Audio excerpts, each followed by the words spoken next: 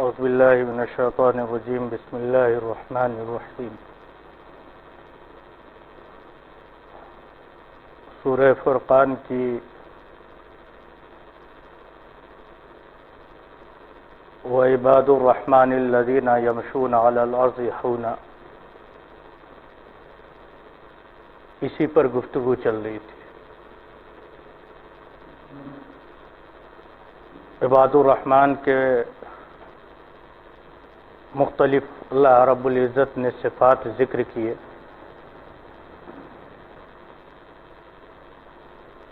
پہلی صفت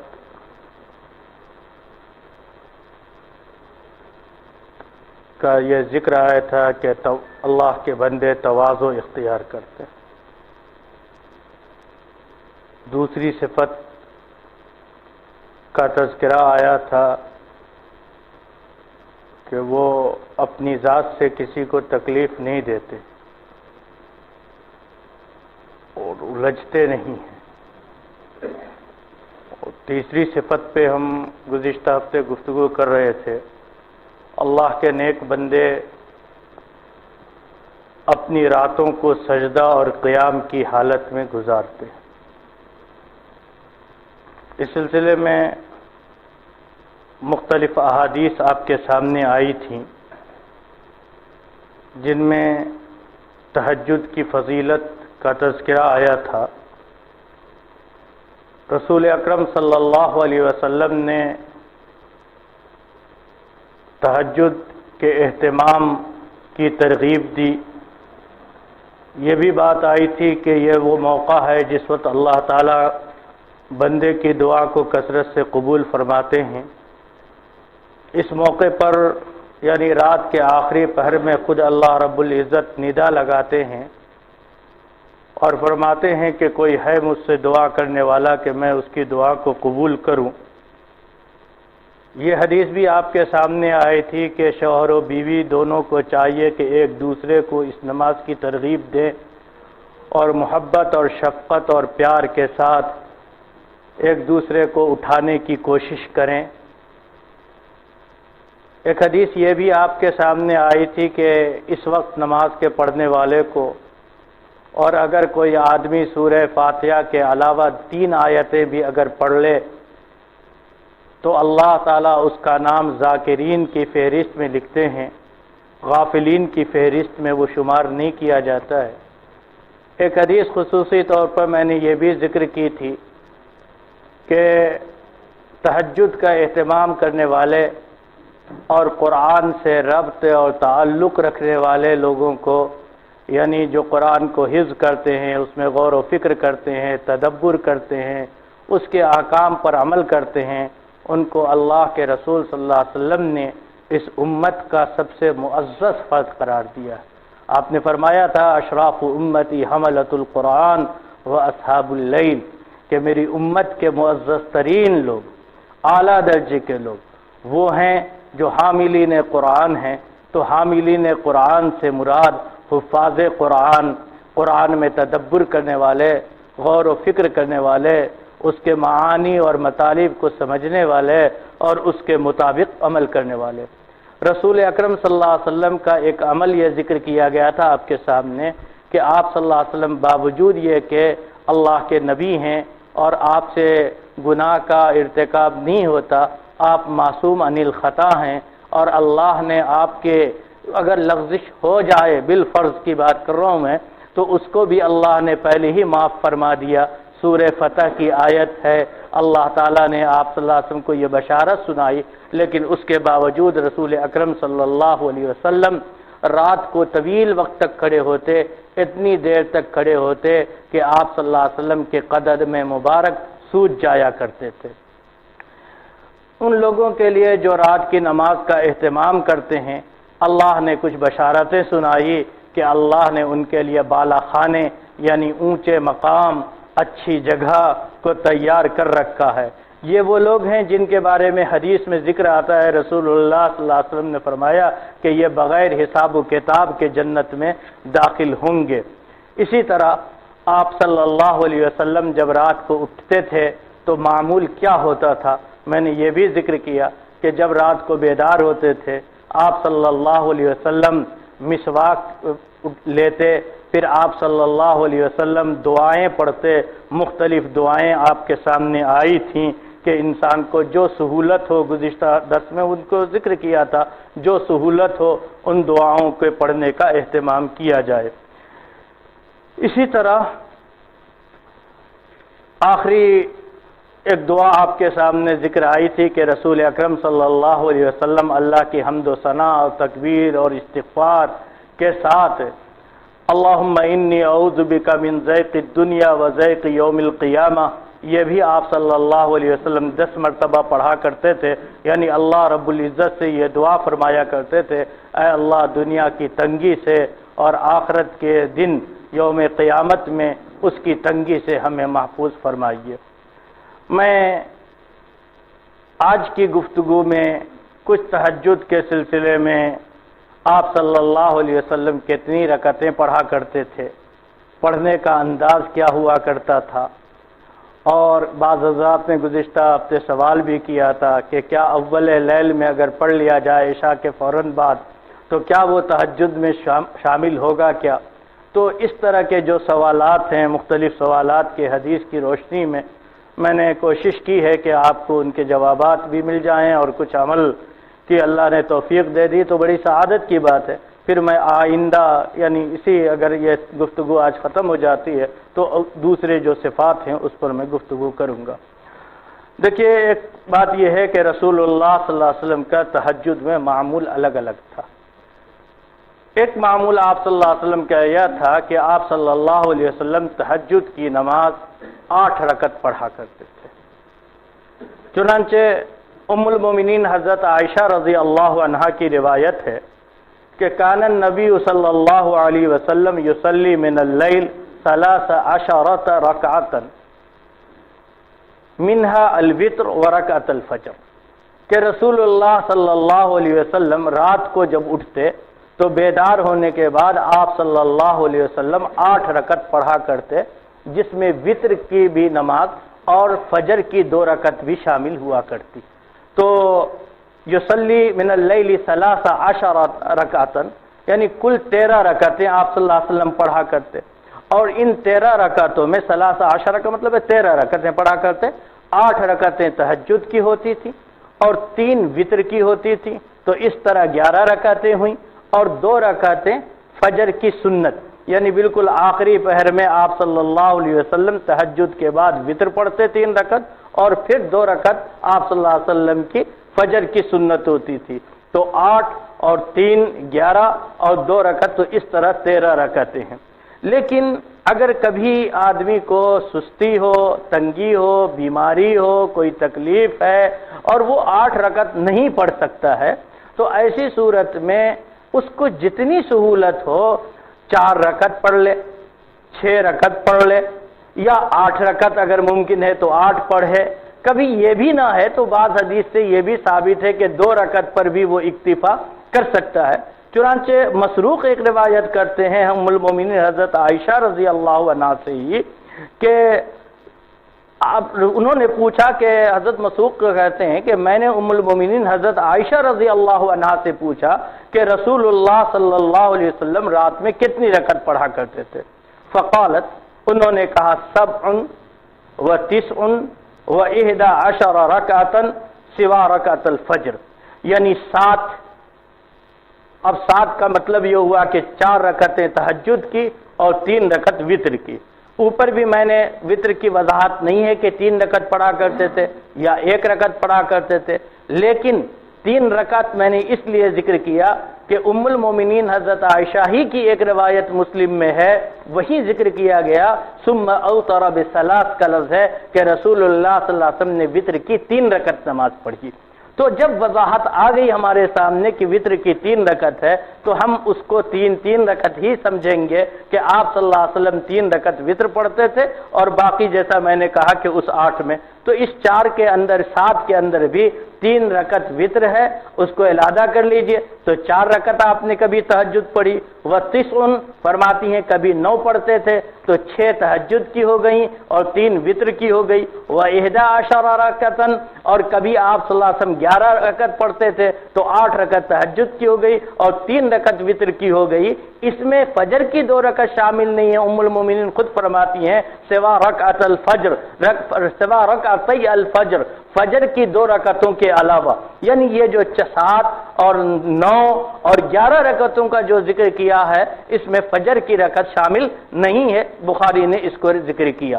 تو واضح ہو گیا یہ سب سہولتیں ہیں، اور میں یہی چاہتا ہوں آپ کو کہ جب جو موقع ہو، ضروری نہیں ہے کہ آدمی بیمار ہے، تکلیف ہے اور وہ کھڑا نہیں ہو سکتا ہے تب بھی اتنی لمبی نماز مجھ سے ممکن نہیں ہوگی، جو ممکن ہو جب ممکن ہو وہ 4 رکعت 6 رکعت 8 رکعت جو ممکن ہو وہ پڑھ لے، اور کبھی ناممکن ہے تو 2 ہی رکعت پر اکتفا کرے، یہ بھی بہرحال۔ طریقہ کیا ہوتا تھا رسول اللہ صلی اللہ علیہ وسلم کا تہجد میں؟ عموماً دیکھیے تہجد کے لیے جب بھی کھڑے ہوں تو وہ بات تو ہے کہ ابتداءً جو اٹھنا ہے، مسواک کرنا ہے، وضو کرنا ہے اور کچھ دعائیں ہیں جو بھی پڑھ سکتا ہے وہ تو گزشتہ ہفتے آ گئی، لیکن جب نماز شروع کرے تو تہجد کے اندر مستحب یہ ہے اور سنت نبوی سے یہ بات ثابت ہے، اور خود رسول اللہ صلی اللہ علیہ وسلم نے یہ ہدایت دی کہ ابتدائی 2 رکعتیں ہلکی پڑھی جائیں۔ ہلکی کا مطلب یہ ہے کہ قرات بہت طویل نہ کیا جائے اور تسبیحات بہت لمبی نہ، آدمی سو کر اٹھا ہے تو پہلے اس کی طبیعت اس کی طرف مائل ہو جائے۔ رسول اکرم صلی اللہ علیہ وسلم کا معمول یہی تھا۔ ام المومنین حضرت عائشہ روایت کرتی ہیں، اور اس سلسلے میں زیادہ حضرت عائشہ کی روایت کو میں یہاں ذکر کر رہا ہوں کہ وہ زوجت رسول اللہ صلی اللہ علیہ وسلم کی بیوی ہیں اور رات میں نماز پڑھی جاتی ہے، گھر میں پڑھی جاتی ہے، تو بیوی سے زیادہ اس نماز کے بارے میں کون زیادہ صحیح کہہ سکتا ہے؟ تو حضرت ام المومنین کی رائے اس سلسلے میں جو ہوگی وہ رائے سب سے زیادہ مستند سمجھی جائے گی۔ ام المومنین فرماتی ہیں کہ کان النبی صلی اللہ علیہ وسلم اذا قام من اللیل، رسول اکرم صلی اللہ علیہ وسلم جب رات کو اٹھتے تھے لیصلی افتتح صلاتہ برکعتین خفیفتین، نماز پڑھنے کے لیے تو آپ صلی اللہ علیہ وسلم اپنی نماز کو 2 ہلکی رکعتوں سے شروع کیا کرتے، یعنی تہجد کی ابتدائی 2 رکعتیں آپ صلی اللہ علیہ وسلم ہلکی پڑھا کرتے۔ ہلکی کا مطلب ہے طویل قرات نہیں کیا کرتے، تسبیحات بہت لمبی نہیں ہوتی۔ چنانچہ یہ صرف آپ کا معمول نہیں تھا، حضرت ابو ہریرہ رضی اللہ عنہ روایت کرتے ہیں، مسلم نے اس کو روایت کیا، وہ روایت بھی مسلم کی ہے اس سے پہلے جو میں نے ذکر کی۔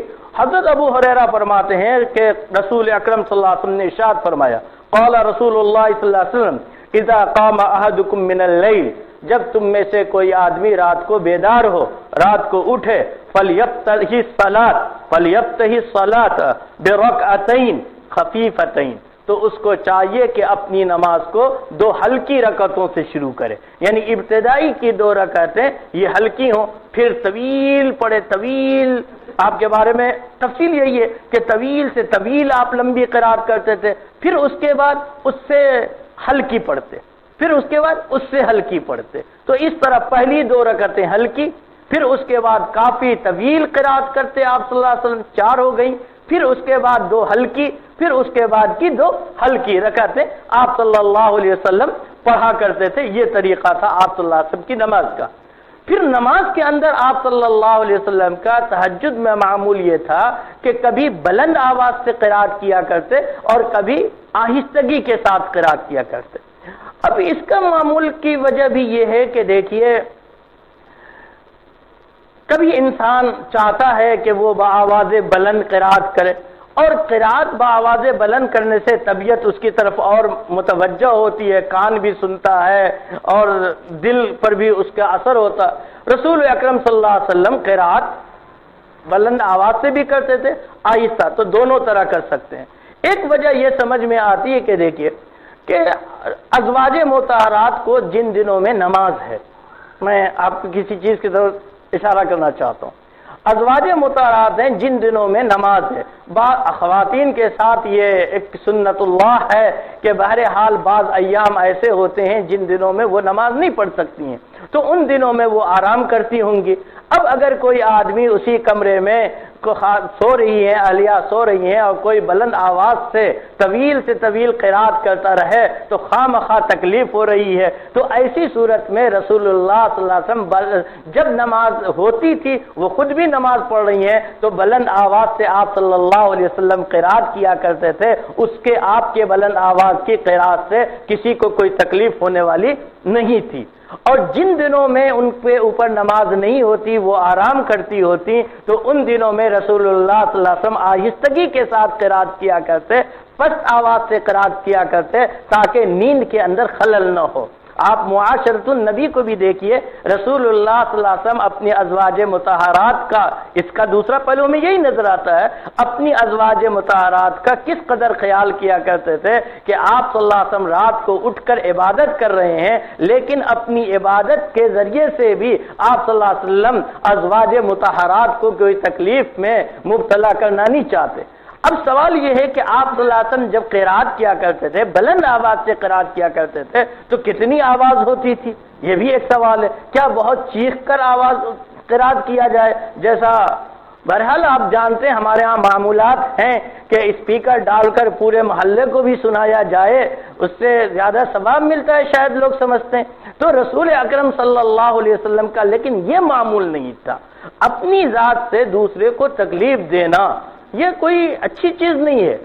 رابی کہتے ہیں کہ رسول اللہ صلی اللہ علیہ وسلم بآواز بلند بھی قرات جب کرتے تھے تو آپ کے آواز کی بلندی اس مقدار میں ہوا کرتی تھی کہ آپ صلی اللہ علیہ وسلم اگر کمرے میں قرات کر رہے ہیں تو کمرے کے باہر، حجرہ کے باہر یعنی چوکھٹ کے پاس اگر کوئی آدمی کھڑا ہوا ہو تو وہ سن لے، اتنی قرات تھی. یعنی بس آپ سمجھیے کہ یہاں کوئی قرات کر رہا، دروازے پر کوئی کھڑا ہوا ہے، وہ سن لے، نیچے تک آواز جائے یہ نہیں ہے. اپنے فقہا نے بھی لکھا، حضرات علماء فرمایا کرتے ہیں، فقہا نے بھی لکھا کہ مسجد کے اندر جب امام امامت کر رہا ہے اور وہ آواز قرات کر رہا ہے تو اس کی قرات کی آواز اس قدر ہونی چاہیے کہ آخری صف میں کھڑا ہوا آدمی سن لے. اتنا کافی ہے، اتنا ضروری ہے. اس سے زیادہ آواز کا پھیلانا اور دور تک پہنچانا یہ کوئی مستحب یا مندوب چیز نہیں ہے، اس کی گنجائش نہیں ہے. چنانچہ دیکھیے حضرت ابن عباس رضی اللہ عنہ سے روایت ہے، فرماتے ہیں کانت قراءۃ النبی صلی اللہ علیہ وسلم علی قدر ما یسمعہ من فی الحجرہ وہو فی البیت، کہ آپ صلی اللہ علیہ وسلم کی قراءت کا انداز یہ ہوتا، بلند آواز سے آپ جب قرات کرتے تو اس قدر ہوتا کہ آپ صلی اللہ علیہ وسلم کمرے کے اندر رہتے ہوئے جو قرات کریں وہ باہر دالان میں کمرے کے باہر کوئی آدمی اگر کھڑا ہوا ہو تو وہ سن لے. یعنی اتنی ہی آپ صلی اللہ علیہ وسلم کے قرات کے آواز ہوتی تھی، بلند آواز. اچھا، ایک یہ بات بھی ہے، حدیث میں ملتی ہے کہ اگر کوئی آدمی کھڑا نہ ہو سکتا ہو، دیر تک کھڑا نہیں ہو سکتا، تو ایک صورت اس کی یہ ہے، حدیث سے ہمیں یہ معلوم ہوتا ہے کہ آدمی بیٹھ جائے، بیٹھ کر قرات کر. دیر تک قرات کرنا چاہتا ہے، لمبی قرات کرنا چاہتا ہے تو بیٹھ کر قرات کرے.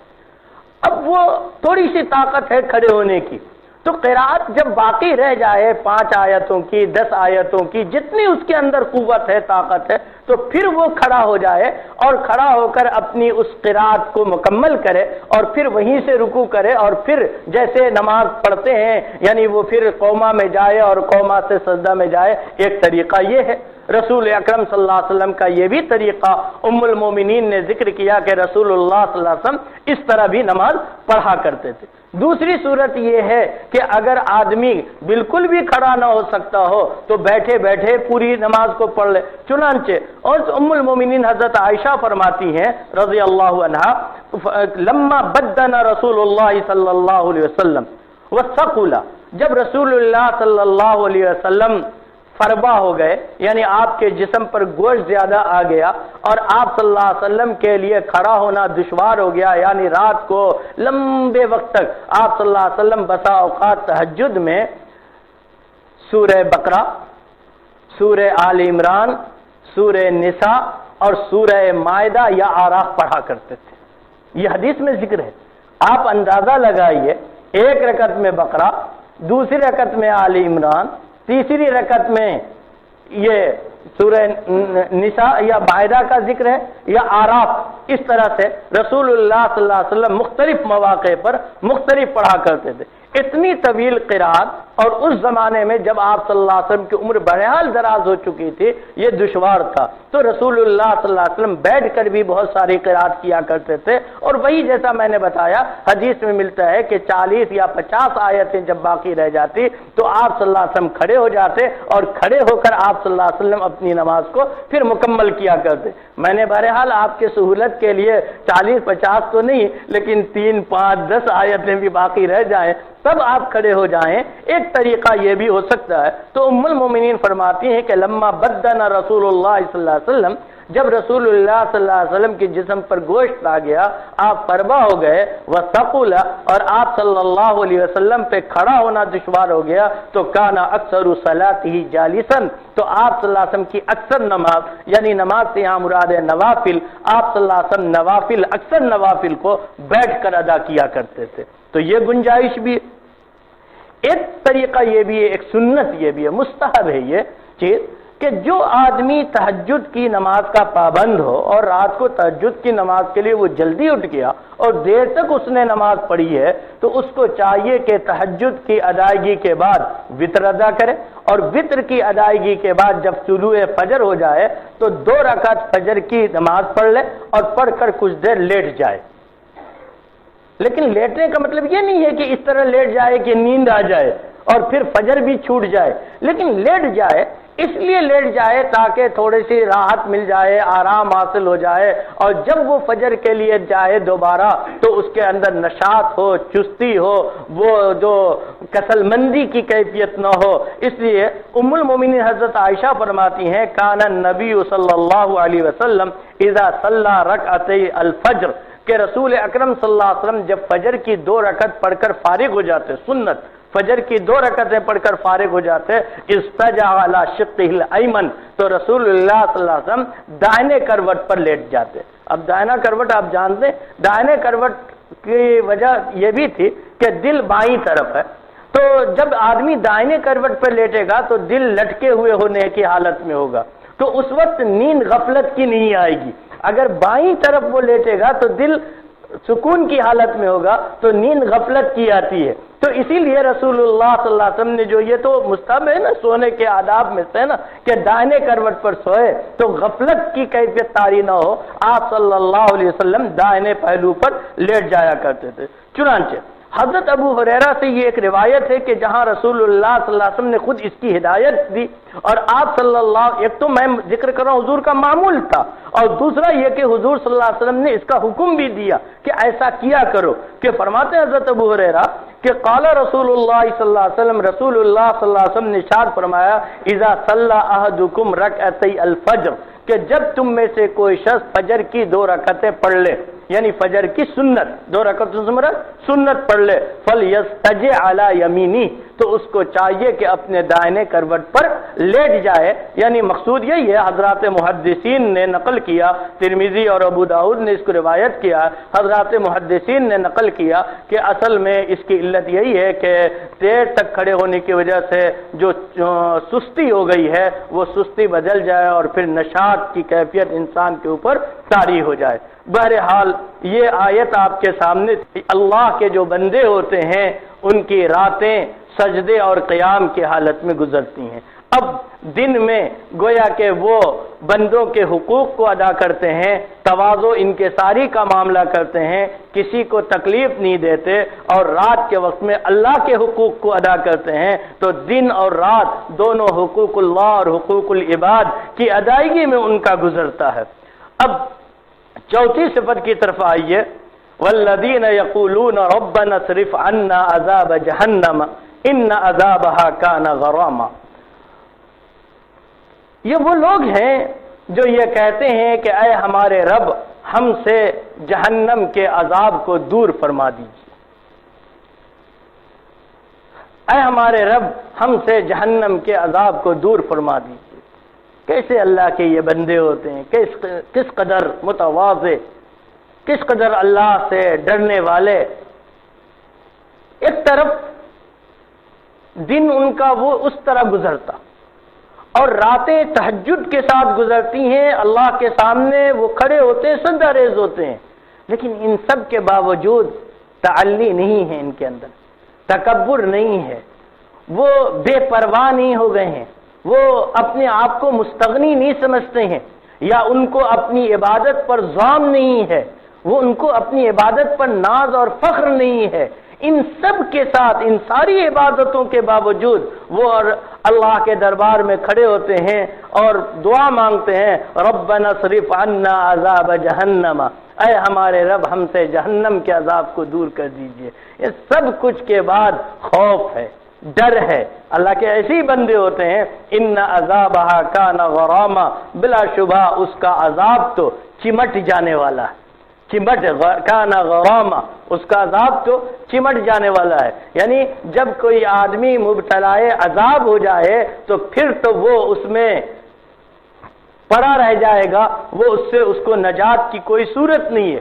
اللہ رب العزت فرماتے ہیں بلا شبہ یہ برا ٹھکانہ اور بدترین رہنے کی جگہ ہے۔ چوتھی صفت، والذین اذا انفقوا لم یسرفوا ولم یقتروا وکان بین ذلک قواما۔ چوتھی صفت مسلمانوں کی ذکر کی گئی، یا عباد الرحمن کی یہ چوتھی صفت ذکر کی گئی ہے۔ اللہ کے جو نیک بندے ہوتے ہیں وہ لم یسرفوا ولم یقتروا، وہ نہ تو اسراف سے کام لیتے ہیں نہ بخل سے کام لیتے ہیں، وکان بین ذلک قواما، اور وہ ان دونوں کے درمیان اعتدال کی راہ کو اختیار کرتے ہیں۔ اسراف کیا ہے اور تقتیر کیا ہے؟ اسراف دیکھیے، ایک معنی تو اسراف کا یہ ہے کہ ناجائز کاموں میں اللہ کی معصیت کے اندر 1 روپیہ بھی خرچ کیا جائے تو یہ اسراف ہے۔ حضرت مجاہد، حضرت قتادہ، حضرت ابن عباس، ان ساروں نے یہی تفسیر کی ہے۔ علامہ امام راضی رحمہ اللہ نے اپنی تفسیر کبیر میں مختلف اقوال نقل کیے، جس کا خلاصہ میں آپ کے سامنے ذکر کر رہا ہوں کہ بس یہ ہے کہ اگر نافرمانی میں، اللہ کی معصیت میں، گناہ کی جگہ میں 1 روپیہ بھی خرچ کیا جائے تو یہ اسراف ہے۔ اور طاعات الہی میں، اللہ کی طاعت میں، نیک کاموں میں، اچھائی کے کاموں میں انہوں نے فرمایا کہ اگر پہاڑ کے برابر بھی خزانہ خرچ کر دیا جائے، سونے خرچ کر دیا جائے تو یہ اسراف نہیں ہے۔ ایک پہلو وہ ہے۔ اور بخل کا مطلب یہ ہوتا ہے کہ قرآن میں دوسرے ولم یقتروا، بخل سے کام نہیں لیتے ہیں، اور بخل کا مطلب یہ ہے کہ اللہ نے جہاں خرچ کرنے کا حکم دیا ہے وہاں خرچ کرنے سے وہ نہیں بچتے ہیں، تو جہاں خرچ کرنے کا حکم دیا وہاں خرچ نہ کرنا بخل ہے، اور جہاں نہ خرچ کرنے کا حکم دیا وہاں خرچ کرنا اسراف ہے۔ ان دونوں سے بچا جائے، ایک بات تو یہ۔ لیکن دوسرا پہلو اس کا سمجھیے، دیکھیے طاعات میں یا معصیت میں، یہ دونوں چیزیں اپنی جگہ رکھیے۔ معصیت میں خرچ کرنا تو حرام ہے، ناجائز ہے، لیکن طاعات میں بھی خرچ کرتے ہوئے جہاں خرچ کرنے کا حکم اللہ نے دیا ہے وہاں بھی خرچ کرنے میں حد اعتدال سے گزر جانا یہ کوئی اچھی چیز نہیں ہے۔ اب غور کیجئے گا، قرآن کریم نے ایک جگہ مطلقاً ذکر کیا وَلَا تَجْعَلْ يَدَكَ مَغْلُولَةً إِلَىٰ عُنُقِكَ وَلَا تَبْسُطْهَا كُلَّ الْبَسْطِ، اپنے ہاتھ کو نہ تو گردن سے باندھ لو، یعنی کبھی ہاتھ جیب تک پہنچے ہی نہیں، خرچ کرنے کی باری آئی تو بالکل 1 روپیہ بھی نکلتا نہیں، اس قدر بخل، اور خرچ کرنے پر آئے تو دونوں ہاتھ سے لٹاتے چلے جاؤ، یہ نہ کرو۔ لا تجعل يدك مغلولة الى عنقك، اپنے ہاتھ کو گردن سے نہ باندھ دو، ولا تبسطها كل البسط، اور پوری طریقے سے ہاتھ کو کھول بھی نہ دو۔ قرآن کہتا ہے پھر تم ملامت زدہ ہو کر بیٹھ جاؤ گے۔ تو خرچ کرنے میں اعتدال ہونا چاہیے۔ حدیث کے اندر یہ بات ملتی ہے کہ دیکھیے کہ انسان کا خرچ کرنے میں، نفقے میں اعتدال، الاقتصاد فی النفقہ، نفقے میں، خرچ میں، اخراجات میں اعتدال کی راہ کو اختیار کرنا نصف معیشت ہے، نصف معیشت ہے، یعنی کمانے سے زیادہ بہتر فن یہ ہے کہ خرچ کرنا آنا چاہیے، کہ آدمی کی آمدنی جتنی ہو اگر اس سے زیادہ وہ خرچ کرنے لگے تو مفلس ہو جائے گا، مفلوک الحال ہو جائے گا۔ بہرحال اصل چیز یہ بھی یہاں پہ سمجھ لیجئے، کپڑا ہے، اچھا پہنا جائے، قرآن نے اس سے منع نہیں کیا، عمدہ لباس پہنے جائیں، نفیس لباس پہنے جائیں، لیکن اس لباس میں بہت زیادتی اختیار کرنا، انتہائی بیش قیمت کا پہننا، یہ گویا شریعت نے پسند نہیں کیا۔ اسی طرح کھانا پینا ہے، آپ کھائیے جو اللہ نے فراہم کیا ہے، حلال چیزیں، عمدہ چیزیں، ایک کے بجائے 2-4 سالن کھا لیجئے اور عمدہ سے عمدہ غذاؤں کو استعمال کیجئے، شریعت نے منع نہیں کیا۔ قرآن کہتا ہے قُلْ مَنْ حَرَّمَ زِینَةَ اللَّهِ الَّتِی أَخْرَجَ لِعِبَادِهِ وَالطَّیِّبَاتِ مِنَ الرِّزْقِ، آپ پوچھئے نا لوگوں سے کہ اللہ نے جو عمدہ اور پاکیزہ چیزیں، زینت کی چیزیں نکالی ہیں یعنی عطا کی ہیں، اور جو پاکیزہ رزق عطا کیا ہے اس کو کس نے حرام قرار دیا؟ تو اگر جائز طریقے پر چیزیں حاصل کی جائیں اور ان کو برتا جائے، استعمال کیا جائے، تو شریعت نے اس سے منع نہیں کیا۔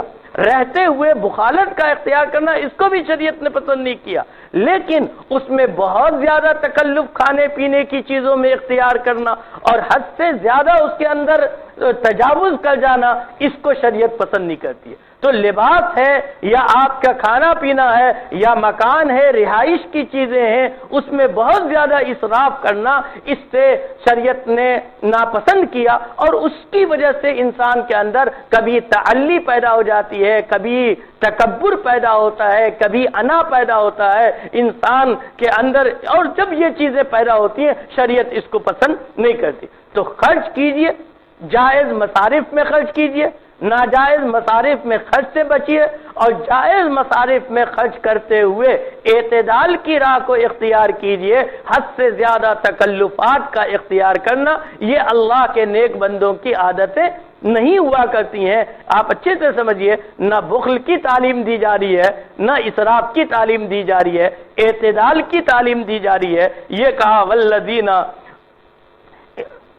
اذا انفقوا لم يسرفوا ولم يقتروا وكان بين ذلك قواما، کہ وہ جو ہوتے ہیں اللہ کے نیک بندے جو ہیں، یہ نہ تو اذا انفقوا، جب یہ خرچ کرتے ہیں، لم یسرفوا، نہ تو وہ اسراف سے کام لیتے ہیں، ولم یقتروا، اور نہ بخل سے کام لیتے ہیں، وکان بین ذلک قواما، اور وہ یہ اعتدال کی راہ پر عمل کرتے ہیں۔ ظاہر سی بات ہے اگر انسان اپنے اخراجات میں اعتدال کی راہ کو اختیار کر لے تو بہت ساری الجھنوں سے، بہت ساری مصیبتوں سے، مشکلات سے بچ جائے۔ پھر ان صفات کے بعد قرآن کریم نے ایک اہم صفت ذکر کی، والذین لا يدعون مع اللہ الہا آخر، یہ وہ لوگ ہیں جو اللہ کے ساتھ کسی اور معبود کو نہیں پکارتے ہیں، اللہ کے ساتھ کسی اور کی عبادت نہیں کرتے ہیں۔ ولا يقتلون النفس التي حرم اللہ الا بالحق، اور نہ کسی ایسی جان کو قتل کرتے ہیں جن کے قتل کرنے کو اللہ نے حرام قرار دیا ہے، الا بالحق، مگر حق کی بنیاد پر۔ حق کی بنیاد کا مطلب یہ ہے کہ اگر کسی نے قتل کر دیا کسی کو اور قصاص میں اس کو قتل کیا جا رہا ہے تو یہ پھر ایک استثنائی چیز ہے، یہ ایک جداگانہ چیز ہے، لیکن اللہ کے بندے کفر تو نہیں کرتے ہیں، شرک میں مبتلا نہیں ہوتے ہیں، وہ ناحق کسی کو قتل نہیں کرتے ہیں، ولا یزنون، اور فرمایا کہ نہ وہ زنا کرتے ہیں، نہ وہ بدکاری کرتے ہیں۔ پھر فرما رہے ہیں وَمَن يَفْعَلْ ذَلِكَ يَلْقَى أَثَامًا، اور جو کوئی ایسا کرے گا یلقى أثاما، وہ گناہگار ہوگا۔ یضاعف له العذاب یوم القیامہ، اس کے لیے قیامت کے دن دوہرا عذاب دیا جائے گا، وَيَخْلُدْ فِيهِ مُهَانًا، اور وہ ہمیشہ اسی میں ذلت کے ساتھ رہے گا۔ اب یہ لفظ تھا، اس کے بین السطور کو سمجھیے کہ اس کی کیا خصوصیت بتائی جا رہی ہے۔ جب میں مطالعہ کر رہا تھا تو ایک نقطہ ذہن میں بات آئی اس سے، وَيَخْلُدْ فِيهِ مُهَانًا، وہ اس میں ہمیشہ رہے گا۔ دیکھیے خلود فی النار ہم سب کا عقیدہ ہے، قرآن کی مختلف آیتیں ہیں، حدیثیں بتلاتی ہیں کہ خلود فی النار صرف کفار کے لیے، مشرکین کے لیے۔ خلود فی النار کا مطلب ہوا دائمی عذاب، ابدی عذاب، ہمیشہ کا عذاب، کبھی وہ پھر जहन्नम से न निकाला जाए। अल्लाह ने खुद फरमाया ना, इन्ना अल्लाह ला यगफिरु अन युशरक बिही व यगफिरु मा दून ज़ालिक, अल्लाह ताला शिर्क को माफ नहीं फरमाएंगे। तो खुलूद का ताल्लुक शिर्क के साथ है। मुशरिक ना अल्लाह के बागी जो इस पर ईमान नहीं रखते हैं, जिनका खात्मा कुफ्र शिर्क के साथ हुआ, वो सिर्फ जहन्नम में जाएंगे। अब अल्लाह ने पहली चीज तो यहां पे ये जिक्र की थी कि अल्लाह के साथ किसी और को माबूद करार नहीं देते हैं। ये तो बात समझिए, यहां तो बिल्कुल वाज़ेह तौर पर कि अगर माबूद करार दिया जाए अल्लाह के साथ किसी को तो ये शिर्क है। लेकिन दूसरी बातें जो अल्लाह ने कही, नाहक कत्ल नहीं करते, जिना नहीं करते हैं गोया, और फिर उसके बाद ये सिफत ला रहे हैं यखलुद फीही मुहाना। तो यहां से ये बात समझ में आ रही है कि एक मोमिन के लिए ये कभी ज़ेबा नहीं है, ये उसके लिए हरगिज भी लायक नहीं है कि वो किसी को नाहक कत्ल करे, वो बदकारी का इर्तिकाब करे, वो जिना का इर्तिकाब करे। अल्लाह ने जहां जिक्र किया वहां भी मोमिनों की बात जिक्र नहीं की, काफिरों के सिफत लाए हैं। यानी ये काम मोमिन नहीं कर सकता, काफिर ही कर सकता है, और इसीलिए वह यखलुद फीही मुहाना की बात कही गई। चुनांचे आगे का लफ्ज देखिए इसी आयत के बाद, इल्ला मन ताब व आमन व अमिल सालिहन, कुरान कहता है मगर जो कोई तौबा कर ले और ईमान ले आए। ये दूसरा नुक्ता उसका, इल्ला मन ताब व आमन, मगर जो कोई तौबा कर ले और ईमान ले आए, व अमिल सालिहन, और नेक अमल करने लगे, फउलाइका युबद्दिलुल्लाहु सय्यिआतिहिम हसनात, तो अल्लाह ताला उसकी बुराइयों को नेकी से बदल देंगे। लेकिन उससे पहले आप यहां पे ये समझिए, अगर वाकई ये बात किसी मोमिन के लिए होती तो फिर ताबा व आमना का लफ्ज नहीं आता यहां पे, वो तो पहले ही से मोमिन है, तो फिर उसको आमना का लफ्ज क्यों कहा जाता कि ताबा तौबा कर ले और ईमान ले आए। तो ये दूसरा लफ्ज भी इस पर दलालत करता है कि अल्लाह ताला, इस बात को आप संजीदगी समझिएगा, अल्लाह ताला गोया इस बात की तरफ इशारा कर रहे हैं, एक मोमिन जैसे कुफ्र नहीं कर सकता, शिर्क नहीं कर सकता, और अगर करता है तो वो मोमिन नहीं है, इसी तरह एक मोमिन के लिए किसी भी तरह से गुंजाइश नहीं है कि वो किसी को नाहक कत्ल करे, वो बदकारी का इर्तिकाब करे, वो जिना का इर्तिकाब करे। मैं ये नहीं कहता कि अगर किसी ने कत्ल कर दिया और बदकारी का इर्तिकाब किया तो वो मोमिन बाकी नहीं रहता है, लेकिन बहरहाल मोमिन के लिए ये लायक नहीं है। ये दो वो अलग सी चीज है कि कर लिया तो या मोमिन है या नहीं है, वो जाहिर सी बात है कि गुनाह कबीरा का इर्तिकाब है और मोमिन ही है, लेकिन मोमिन की शान नहीं है। एक मोमिन जो साहब ईमान है वो किसी को नाहक कत्ल कर दे। कुरान की दूसरी जगह की आयतें भी आप देखते हैं, अल्लाह के ताला ने इरशाद फरमाया, जिसने एक जान को यानी जिसने गुनाह ना किया हो और बिला किसी जुर्म के एक इंसान को कत्ल कर दिया तो गोया उसने पूरी इंसानियत का कत्ल किया। और अगर किसी एक बेगुनाह की जान को बचा लिया, जालिम से रोक लिया, हिफाजत कर लिया, तो फकअन्नमा अहया अन्नास जमीआ, गोया मुआशरती तौर पर याद रखिएगा, ये नहीं है कि एक मोहल्ले में जुल्म हो रहा है, किसी इंसान पर जुल्म हो रहा है, किसी फर्द पर जुल्म हो रहा है, कोई किसी के कत्ल के दर पे है और लोग तमाशा बनकर देख रहे हैं उसको और जमा हो गए और कहें कि हमारा क्या मामला है। मुआशरे के लिए लाजिम है कि वहां जुल्म से, बदकारी से, मुआशरे में होने वाली बुराइयों से जैसे वो खुद रुकता है, इसी तरह अपने मुआशरे में भी लोगों को उससे रोकने की कोशिश करे। अब दूसरी बात की तरफ, कुरान का ये एजाज है और अल्लाह की सिफत रहमानियत और उसकी सिफत गफूरियत है, बड़ी अजमत अल्लाह ताला की है कि जहां जहां गुनाह का इर्तिकाब होता है फिर अल्लाह ताला अच्छाई और हिदायत की तरफ भी इंसान को रहनुमाई करता है।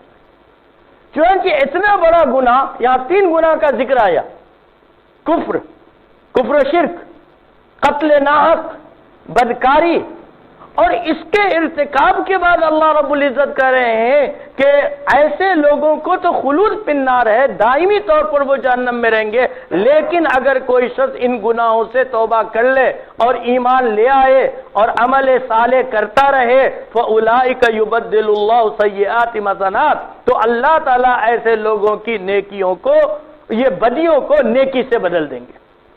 اللہ تعالیٰ ایسے لوگوں کی بدیوں کو نیکی سے بدل دیں گے۔ اب کیا مطلب یہ بدیوں سے نیکی، بدیوں کو نیکی سے بدل دیں گے؟ اب جانتے ہیں حدیثیں متعدد ہیں، مختلف حدیثیں ہیں جو اس بات پر دلالت کرتی ہیں کہ اگر کوئی آدمی ایمان لے آئے، کفر سے توبہ کر لے، تو زمانے کفر میں اس نے جس قدر بھی گناہ کیے، ناجائز امور کیے، جو کچھ بھی اس نے کیا، وہ سارا کا سارا اس کے نام اعمال سے مٹا دیا جاتا ہے۔ اب جب نام اعمال سے وہ ساری چیزیں مٹ گئیں، وہ سارے گناہ مٹ گئے، اور اب وہ جو عمل صالح کر رہا ہے تو وہاں صرف عمل صالح ہی باقی رہ گیا، نیک عمل کا اجر و ثواب ہی باقی رہ گیا۔ تو یہ ہے اللہ تعالیٰ اس کی برائیوں کو نیکی سے بدل دیں گے، یعنی برائی ختم ہو گئی اور نیکی ہی نیکی باقی رہ جائے گی۔ کہ اللہ کی جو صفت غفر تھا، اس کو کہا وَكَانَ اللَّهُ غَفُورًا رَحِيمًا، اللہ تعالیٰ بڑا معاف کرنے والا اور بڑا رحم کرنے والا۔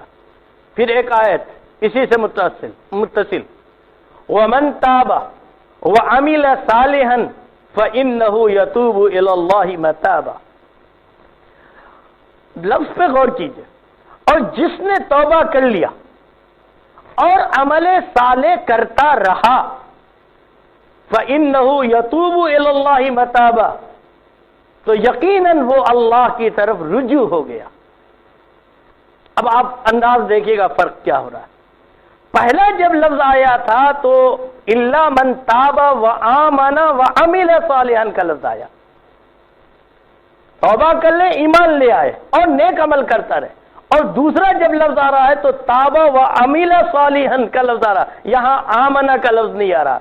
اس کا مطلب ہوا کہ یہ جو پہلو ہے یہ ان مومنوں کے لیے ہے جن سے غلطی کا صدور ہو جا رہا، جن سے لا علمی میں، نادانی میں، بشری تقاضے کی بنیاد پر مختلف وجوہات سے کوئی غلطی ہو گئی، اور ایسے لوگ اگر اپنی غلطی کے ارتکاب کے بعد اللہ سے توبہ کر لیں، اور توبہ کرنے کا مطلب یہ ہے کہ واقعی وہ شرمندہ ہوں، نادم ہوں اپنے عمل پر، اور عمل صالح کرنے لگے اور عمل صالح پر استقامت کو اختیار کریں، دوام پر اختیار کریں، تو اللہ تعالیٰ فرماتے ہیں وَإِنَّهُ يَتُوبُ إِلَى اللَّهِ مَتَابًا، تو وہ اللہ کی طرف رجوع ہو گیا، یعنی بہرحال اس کو اس پر اجر و ثواب ملے گا، کیونکہ ایمان پہلے ہی سے ہے لہذا اس کا یہاں تذکرہ نہیں کیا گیا۔ تو دو الگ الگ سی چیزیں ہیں۔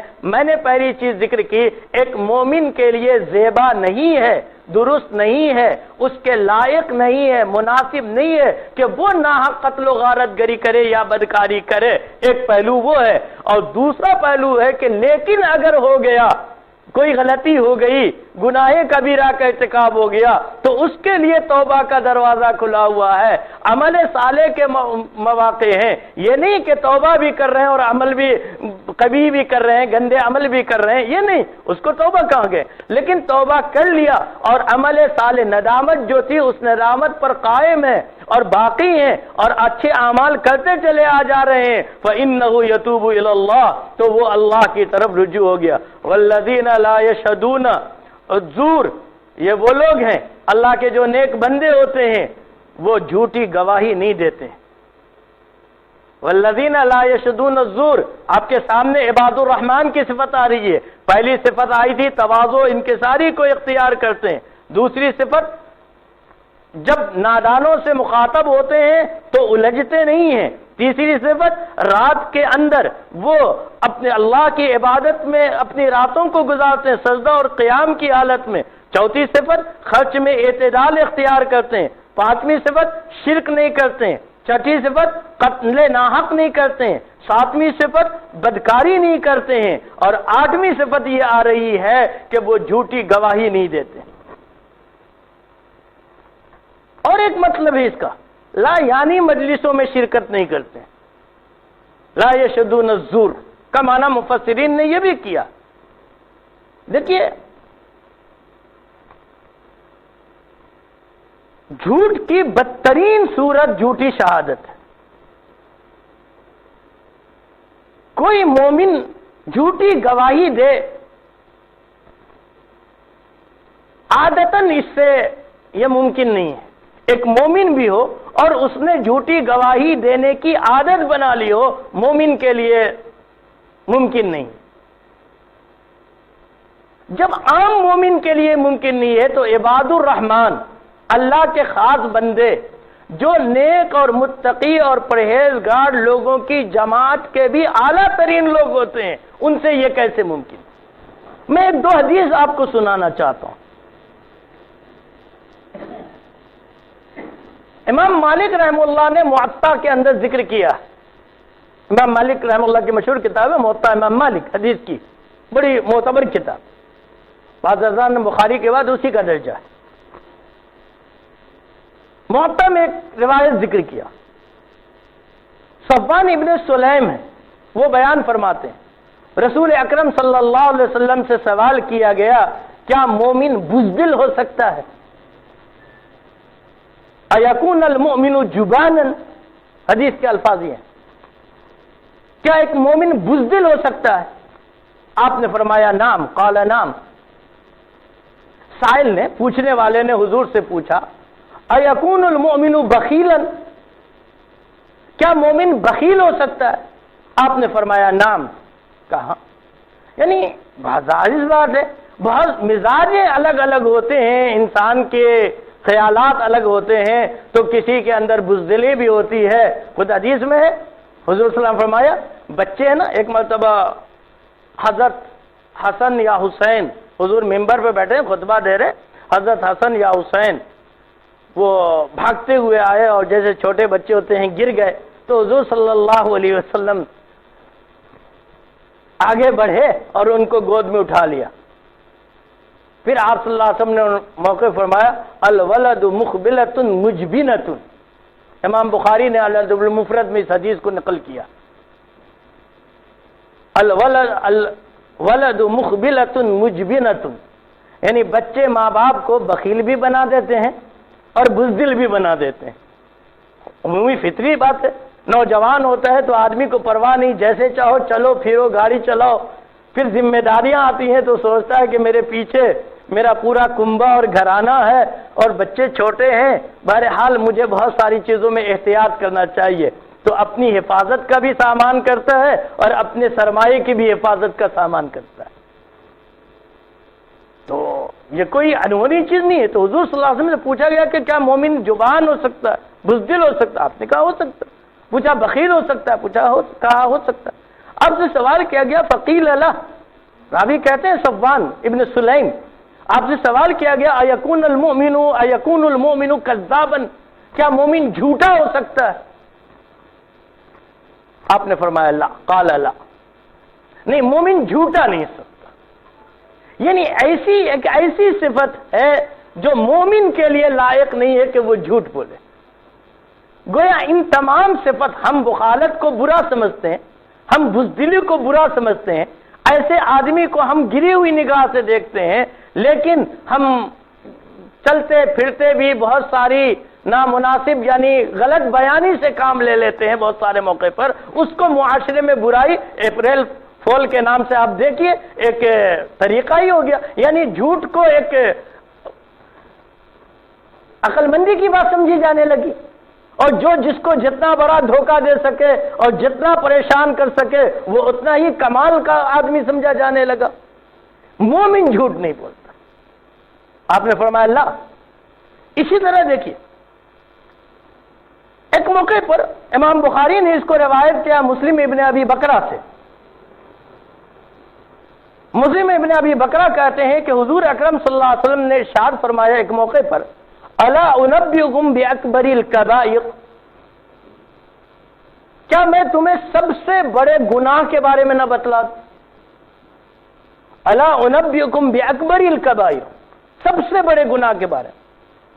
قلنا بلا یا رسول اللہ، صحابہ نے کہا کیوں نہیں ہے اللہ کے رسول صلی اللہ علیہ وسلم، ضرور بتلائیے. غور کیجیے، آپ نے فرمایا الاشراک باللہ، اللہ کے ساتھ شرک کرنا. ظاہر سی بات، وہ حقوق الوالدین، ماں باپ کی نافرمانی کرنا، ناروا سلوک کرنا، یہ دو چیزیں ذکر کی، یہ تو سب کو سمجھ میں آتی ہیں، الاشراک باللہ و حقوق الوالدین۔ راوی کہتے ہیں وکان متکئا، آپ صلی اللہ علیہ وسلم ٹیک لگائے بیٹھے تھے، یعنی کسی دیوار سے یا کسی چیز سے آپ اس طرح بیٹھے ہوئے تھے، آپ صلی اللہ علیہ وسلم سیدھے ہو کر بیٹھ گئے، فجلس، سیدھے ہو کر بیٹھ گئے۔ جب کوئی آدمی کوئی اہم بات کرنے لگتا ہے، کوئی ضروری بات کرنے لگتا ہے، لوگوں کو اپنی طرف متوجہ کرنا چاہتا ہے تو وہ سیدھا ہو کر بیٹھ جاتا۔ تو راوی یہی کہتے ہیں کہ حضور ٹیک لگائے ہوئے بیٹھے تھے اور آپ صلی اللہ علیہ وسلم سیدھے ہو کر بیٹھ گئے، گویا اس بات کی جو کہی جا رہی ہے اس کی اہمیت کو سمجھو، اس کی عظمت کو سمجھو، اس کو سنجیدگی سے سنو۔ آپ صلی اللہ علیہ وسلم فرمایا الا وقول الزور وشہادت الزور، سنو، جھوٹ بولنا اور جھوٹی گواہی دینا۔ راوی یہ بھی کہتے ہیں اس قدر تکرار سے آپ بولتے رہے دیر تک، الا وقول الزور وشہادت الزور، سنو، جھوٹی بات، جھوٹی گواہی، جھوٹی بات، جھوٹی گواہی، بار بار آپ کا یادہ کرتے رہے۔ راوی کہتے ہیں کہ حتیٰ قلنا، یہاں تک کہ ہم نے کہا اپنے دل میں، لیتہ سکتا، کاش اب حضور صلی اللہ علیہ وسلم خاموش ہو جاتے۔ مومن کے لیے زیبا نہیں ہے کہ وہ جھوٹ بولے، تھوڑے سے فائدے کے لیے جھوٹی گواہی، جھوٹی شہادت، جھوٹی بات۔ اسی طرح دیکھیے گا ایک اور روایت حدیث کے اندر ابن ماجہ نے اس کو روایت کیا، ابو داؤد نے روایت کیا ہے خریم بن فاتق سے۔ وہ فرماتے ہیں کہ حضور اکرم صلی اللہ علیہ وسلم نے صبح کی نماز پڑھائی، صلی صلاۃ الصبح، صلی رسول اللہ علیہ وسلم صلاۃ الصبح، فجر کی نماز آپ نے پڑھائی۔ نماز سے آپ صلی اللہ علیہ وسلم جب فارغ ہوئے تو صحابہ کی طرف رخ کر کے بیٹھے، یہ بھی حضور کی ایک سنت ہے۔ میں نے کئی بار اس سلسلے میں تذکرہ کیا کہ فجر کی نماز کے بعد لوگوں کی طرف مخاطب ہو کر لوگوں کے بہت سارے مسائل ہوتے ہیں، ضروریات ہوتے ہیں، شرعی مسائل پوچھنا چاہتے ہیں، کچھ اپنے معاملات ہیں وہ اس سے حل کرانا چاہتے ہیں، تو یہ بھی ایک سنت ہے کہ امام اور اماں اور سربراہان کو چاہیے کہ کچھ دیر بیٹھے، تاکہ اس وقت مشغولیت کا بھی وقت نہیں ہوتا ہے، انماق بھی نہیں ہوتا ہے، تجارتیں لوگوں کی بھی نہیں ہوتی ہیں، عام طور پر لوگوں کی بھی اس وقت کوئی بڑی مصروفیت نہیں ہوتی ہے۔ لوگ اپنے علماء جن کے بہرحال ان کی نظر میں ایک قیمت ہوتی ہے، قدر ہوتی ہے، ان سے اپنی ضروریات، مسائل شرعیہ یا گھریلو معاملات وغیرہ کو حل کرانا چاہتے ہیں تو اس وقت پیش کریں۔ رسول اللہ صلی اللہ علیہ وسلم کا یہی معمول تھا۔ آپ کے معمولات میں اس وقت یہ بھی تھا کہ اگر کوئی آدمی نے خواب دیکھا ہو تو حضور صلی اللہ علیہ وسلم کے سامنے پیش کرتا، اور آپ صلی اللہ علیہ وسلم کو جو تعبیر بتانی ہوتی آپ تعبیر بتاتے۔ اسی موقع پر آپ کے اور بھی عمل تھے۔ مسجد نبوی وہ تمام مرکز تھا، وہ ساری چیزیں ہوتی تھی، صرف نماز نہیں ہوتی تھی وہاں۔ رسول اللہ صلی اللہ علیہ وسلم لشکر کہیں بھیجنا ہوتا تو بھیجتے، آپ صلی اللہ علیہ وسلم دعوت و تبلیغ کے لیے کہیں جماعت بھیجنی ہوتی، یعنی اسلام کی دعوت دینے کے لیے، تو آپ صلی اللہ علیہ وسلم اسی وقت ان کو بھیجا کرتے۔ تو مختلف امور پر مشورے کرنے ہوتے تو اسی وقت آپ صلی اللہ علیہ وسلم کیا کرتے۔ تو بہرحال یہ آپ صلی اللہ علیہ وسلم کا معمول تھا۔ تو آپ صلی اللہ علیہ وسلم فجر کی نماز پڑھ کر فارغ ہوئے اور رخ کیا لوگوں کی طرف، قام قائما، فرماتے ہیں پھر آپ کھڑے ہو گئے، فقال، آپ صلی اللہ علیہ وسلم نے ارشاد فرمایا، عدلت شہادت الزور بالاشراک باللہ، عدلت شہادت الزور بالاشراک باللہ، عدلت شہادت الزور بالاشراک باللہ۔ 3 مرتبہ یہ لفظ آتا ہے کہ آپ نے فرمایا کہ دیکھو جھوٹی شہادت کو اللہ کے ساتھ شرک کے برابر قرار دیا گیا۔ اہمیت کو سمجھیں، بلا وجہ جھوٹ بول دیتے ہیں لوگ، ذرا ذرا سی بات پر، ذرا ذرا سے منافع کے لیے، فوائد کے لیے جھوٹ بول دیتے ہیں۔ جھوٹی گواہی کو اللہ کے ساتھ شرک کے برابر قرار دیا گیا۔ اب شرک جتنا کبھی گناہ ہے، جیسا بری بات ہے، اسی طرح جھوٹی گواہی بھی بری بات۔ پھر رسول اکرم صلی اللہ علیہ وسلم نے بطور دلیل کے، آپ صلی اللہ علیہ وسلم جو کچھ ارشاد فرمانے، اس کی دلیل پر قرآن کی ایک آیت آپ نے پیش کی۔ راوی کہتے ہیں کہ ثم قرأ قوله تعالی پھر رسول اللہ صلی اللہ علیہ وسلم نے اللہ تعالیٰ کے یہ ارشاد کی تلاوت فرمائی، اس آیت کی تلاوت فرمائی بطور دلیل کے۔ اللہ تعالیٰ نے کیا کہا؟ فَاسْتَنِبُوا الرِّجْسَ مِنَ الْأَوْثَانِ وَاسْتَنِبُوا قَوْلَ الزُّورِ۔ اللہ تعالیٰ نے فرمایا لوگوں بت پرستی سے بچو، فَاسْتَنِبُوا الرِّجْسَ مِنَ الْأَوْثَانِ، بت پرستی کی گندگی سے بچو، وَاسْتَنِبُوا قَوْلَ الزُّورِ، اور جھوٹی بات کہنے سے بچو۔ تو اللہ رب العزت نے بھی جب اجتناب کا حکم دیا تو شرک باللہ کے ساتھ، بت پرستی کی قباحت کے ساتھ جھوٹی بات کو ذکر کی۔ ایک جگہ ذکر کرنا، دو آدمی کا آپ تذکرہ کریں ایک ساتھ تو اس کا مطلب ہوا کہ دونوں ایک ہی مرتبہ کے ہیں نا۔ اب اندازہ لگائیے یہ وہ چیزیں تھیں کہ جن کے بارے میں یہ کہا گیا کہ بہرحال ایک مومن کی 8ویں صفت یہ تھی کہ وہ جھوٹی گواہی نہیں دیتے۔ اسی طرح میں نے ایک ذکر کیا کہ جھوٹی گواہی کے ساتھ ایک چیز یہ ہے کہ لا یعنی مجلس ہے، قول الزور، جھوٹی شہادت بھی ہے، جھوٹی گواہی بھی ہے، یہ بھی اس میں داخل ہے۔ بہرحال اس سے بھی اجتناب کریں انشاءاللہ، پھر آئندہ ہفتے آیت سے